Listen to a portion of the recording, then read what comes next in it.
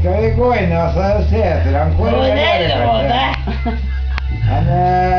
Kåre, han har gjemt seg. Jeg tror vi må være med og finne han Kåre. Kåre han har gjemt seg litt nå. Vi må ikke rive ned glassene på bordet her. Kan du få reise deg opp? Kan de få mat?